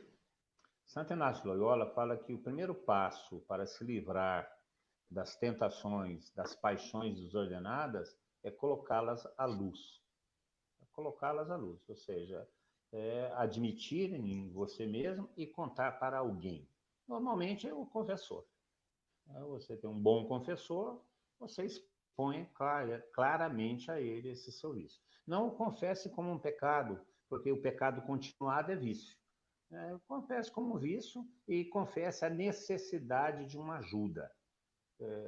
Para quem? O primeiro a escutar isso deveria ser seu confessor. O confessor não é aquele padre que você se confessa habitualmente, não.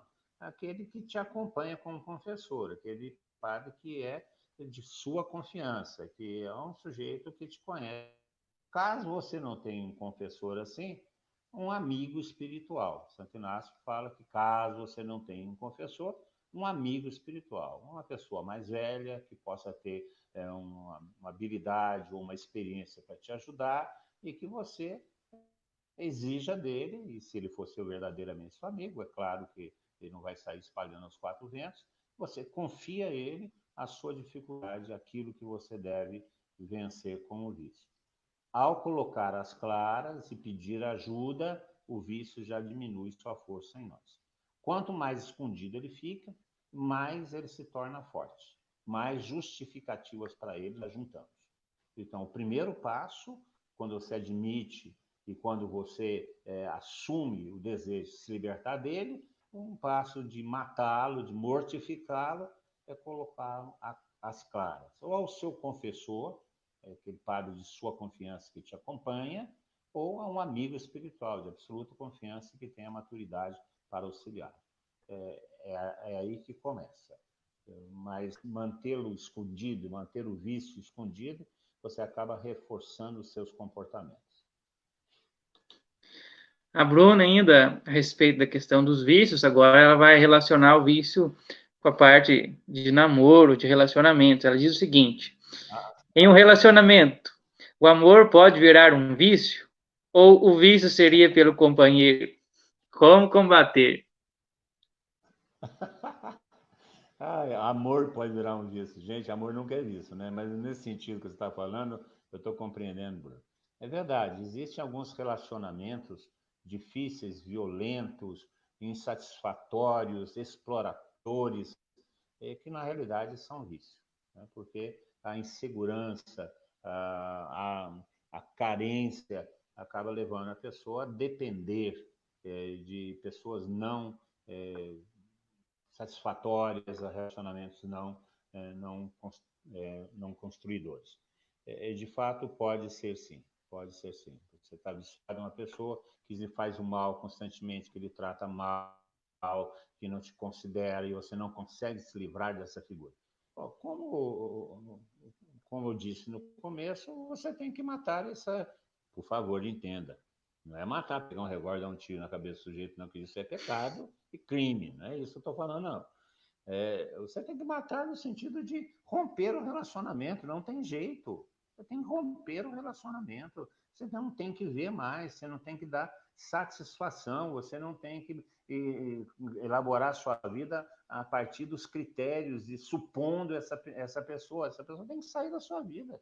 Você tem que romper esse relacionamento, não tem jeito. O meu padre diretor espiritual conta sempre essa história, né? Que essas coisas são que nem vendedor de porta em porta, né? Bate na tua porta, você abre uma fresta, se você deixar ele botar o pé entre o portal e a sua porta, ele acaba vendendo aquilo que você não quer.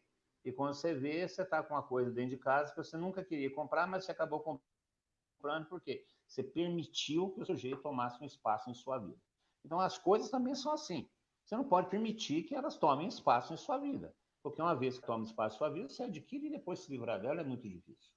Então, esses relacionamentos que não levam a nada, que não constroem, que não são bons, Esse tem que ser rompido. Essas pessoas que você tem em sua vida, que não te trazem satisfação, que só te traem, só te exploram, não são pessoas para a tua vida. Você tem que compreender isso. Então tem que romper, tem que matar, no sentido de não se relacionar mais. E isso é radical, isso não tem outro jeito. Isso é fundamental, isso não tem outro jeito. Como?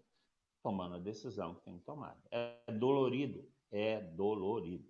É complicado? É complicado. Mas é necessário. Não tem outro caminho. Trazer uma última pergunta, então, para a gente entrar em oração. Pergunta que vem lá do Maicon Gomes.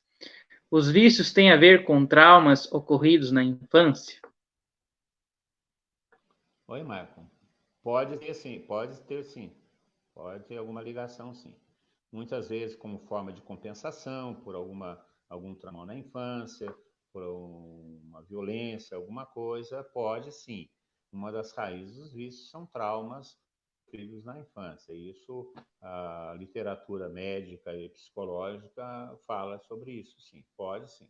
Por isso a cura interior, a oração de cura interior, a assistência de um bom psicólogo, uma terapia, auxilia, porque você vai romper as raízes desse trauma que poderá ter causado o vício. Mas existe sim uma ligação de vícios com traumas do passado. E a vida a oração de cura interior pode ajudar para suplantar esses vícios. Tatá, nós vamos ter que amarrar o burro agora. Eu vou trazer aqui uns comentários aqui, só para você ver a situação nossa. Nós estamos falando aqui que psicólogo cristão é peça rara. Só nos comentários aqui nós temos alguns jovens nossos que estão fazendo psicologia que falaram que descobriram essa profissão dentro da comunidade. Olha aqui, ó. A Jaine comentou aqui, ó. Eu descobri a minha vocação, a psicologia, dentro da comunidade. Não vejo como exercer essa profissão sem a verdade do Evangelho. Também trago aqui o testemunho. A Jaine vai ser uma grande psicóloga. O Léo também, o outro também. Aí, ó, o Léo também, ó. Tá, eu descobri minha vocação como psicólogo no retiro de carnaval, quando você estava dizendo que a sua profissão deve levar o amor a Deus e ao próximo. Olha só. Mas nós vamos ter uma turma boa aí para frente, viu, Leandro? Graças a Deus, nós vamos ter, porque no momento nós estamos com dificuldade, peça rara no mercado, mosca azul. Mas nós vamos, mosca branca, mas nós vamos ter sim, tá? E a Janine, o Léo, e tem outros também que eu conheço que estão fazendo psicologia nessa perspectiva, Oh. Por isso, a juventude nossa que estiver querendo, estiver desejando entrar em crise psicológica agora, aguarde um pouco, espere eles terminar de formar e vai ter bastante psicólogo para atender. Porque uma coisa que a gente tem que falar, e é verdade, é que nenhuma das ciências, nem a medicina, nem a engenharia, nem a psicologia, nenhuma das ciências ela é contrária à fé.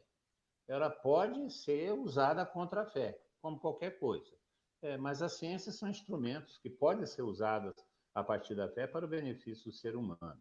Então, a psicologia em si, ela não é uma coisa ruim. O ruim é o mau uso que se faz dela. Então, tanto a medicina como qualquer outra profissão. E isso é a verdade. A nossa profissão deve ser aquela que nos leva para perto de Deus para realizar a nossa vocação primeira, que é a vocação à santidade. Essa é a nossa resposta vocacional verdadeira. A profissão tem que estar ajustada à vocação cristã que todos nós temos, a santidade. Pessoal, nós vamos chegando à parte final então da nossa live. Eu quero convidar vocês para a gente rezar. Nós não podemos acabar como Sansão, cegos, amarrados, como essa penúltima parte da vida dele, mas nós devemos clamar a Deus. Por isso, Tatá, faz as honras para nós, puxa essa oração, vamos clamar juntos o Espírito Santo. Sim, nós te pedimos, Senhor, nesse fim de live, nesse fim de noite, que derrame sua graça sobre todos nós que estamos aqui. Conhecemos nosso coração, conhecemos a nossa pobreza, reconhecemos que somos pecadores e queremos verdadeiramente a conversão de nosso coração. Derrama sobre nós, Senhor, a sua graça e a sua misericórdia. não por nossos méritos, mas pelos méritos de seu Filho Jesus Cristo, que morreu na cruz para nos salvar. Derrama sua graça, que é seu Santo Espírito, para que crie em nós um ânimo novo, para que estabeleça em nós uma vida nova, para que possamos viver conforme a sua vontade, para a nossa santificação. Derrama, ó Pai, sobre nós seu Espírito Santo. Olha, ó Pai, nosso coração contrito. Olha, ó Pai, nosso coração arrependido. Queremos viver conforme os seus projetos. E pedimos nessa noite, que começa a nossa novena de Pentecostes, prepara o nosso coração para recebermos o Espírito Santo no domingo de Pentecostes, começando assim vida nova, missão nova, tempo novo da fé, tempo novo do Evangelho. Derrama, sim, Pai, seu Espírito Santo sobre o nosso coração, nos preparando para aquele dia bendito. E ainda pedimos a intercessão de nossa Mãe, Nossa Senhora, Rainha da Obediência, que interceda por nós diante de Deus, diante de seu Filho, para que sejamos como tu, obedientes até o fim. Amém.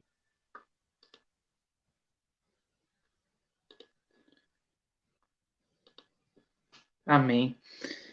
Pessoal, fica o convite para quem não conseguiu rezar hoje a sua novena de Pentecostes, quem ainda não fez a sua oração exclusiva a isso, a participar conosco. Estou deixando aqui o link no comentário da nossa live com um vídeo que nós lançamos hoje. O Tatá gravou esse vídeo para nós a respeito da nossa preparação para a novena de Pentecostes. O primeiro tema do dia, então, acabei de postar aí o nosso vídeo. Entra também no nosso site, se você quiser baixar os textos, as orações do dia para fazer toda a novena, você é convidado. Ainda dá tempo. Agora ainda faltam poucos minutos para as 10 horas. Para quem não rezou, dá tempo. Dá tempo da gente fazer essa oração, levar essa devoção até o fim, porque o dia de Pentecostes nos aguarda. Tatá, muito obrigado pela sua presença mais uma vez. Deus te abençoe você. Vocês todos aí também. Fique com Deus. Benção, até mais. Até mais. Deus abençoe. Até quinta. Quinta a gente se vê. Até quinta.